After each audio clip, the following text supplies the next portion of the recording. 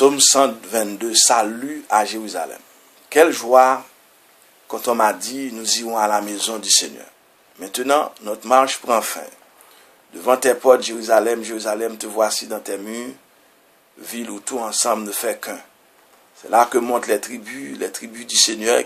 Là, Israël doit rendre grâce au nom du Seigneur. C'est là le siège du droit, le siège de la maison de David. Appelez le bonheur sur Jérusalem, paix à ceux qui t'aiment, que la paix règne dans tes murs, le bonheur dans tes palais. À cause de mes frères et de mes proches, je dirai paix sur toi. À cause de la maison du Seigneur, notre Dieu, je désire ton bien. Le psaume 122, le plus célèbre des cantiques de Sion, appartient aussi à la collection des 15 psaumes des montées. Il est l'un des psaumes les plus chers à la pitié juive et chrétienne.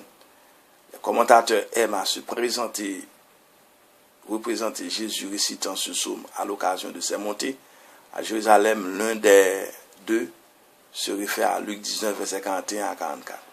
Quand il fut proche à la vue de la ville, il pleura sur elle en disant, « Ah, si en ce jour tu avais compris toi aussi le message de paix, maintenant il est demeuré caché à tes yeux. » La présence d'aramaïsme invite à situer après l'exil la composition du psaume.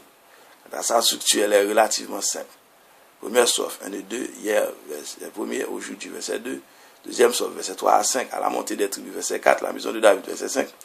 Troisième strophe, verset 6 à 9, bonheur et paix, verset 6 et 8, la maison du Seigneur, verset 9. Cantique des montées de David, lamentation de David. Quand la Septante ignore, provient du texte hébreu, on croit généralement qu'elle est due à l'influence du verset 5. Première strophe, 1 et 2. Ces premiers versets unissent deux moments importants du pèlerinage, le départ et l'arrivée à Jérusalem. Hier, verset 1er, l'expression « allons à la maison du Seigneur » ou l'équivalent était peut-être la formule stéréotypée marquant le départ officiel.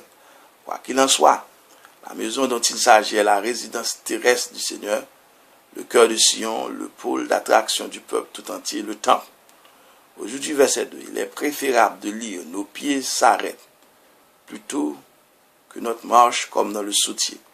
La première expression exprime mieux que la seconde l'émotion du pèlerin dont les pieds foulent soigneusement la terre sacrée, comme pour mieux s'assurer qu'il n'est pas victime d'une illusion.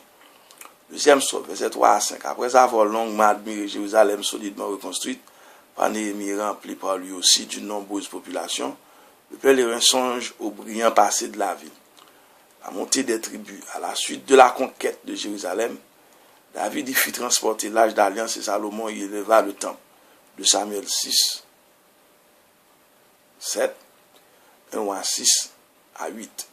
C'est là que les tribus montaient chaque année aux trois grandes fêtes, la Pâque, la Pentecôte et les Tempes, telles que stimulées par la tradition deutéronomique. La maison de David, à côté du temple, préside de Yahvé, s'élève le palais des rois, symbole de la dynastie davidique et représentation visible de la présence de Dieu sur terre. On y voit la réalisation de la prophétie de Nathan à David de Samuel 7, et c'était là le centre royal de l'administration de la justice en Israël.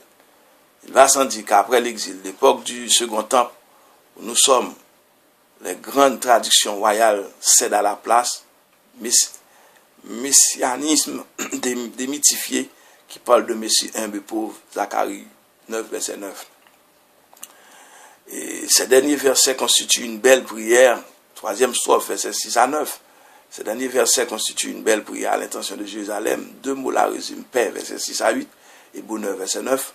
En outre, on peut supposer que nous entendons ici un dialogue entre un prêtre et les fidèles. Le prêtre, verset 6, a appelé le bonheur sur Jérusalem, les fidèles, paix à ceux qui t'aiment. Le prêtre, verset 7, que la paix règne dans tes murs. Les fidèles, le bonheur dans tes palais. Le prêtre, verset 8, à cause de nos frères et nos proches. Les fidèles, verset 8, paix sur toi.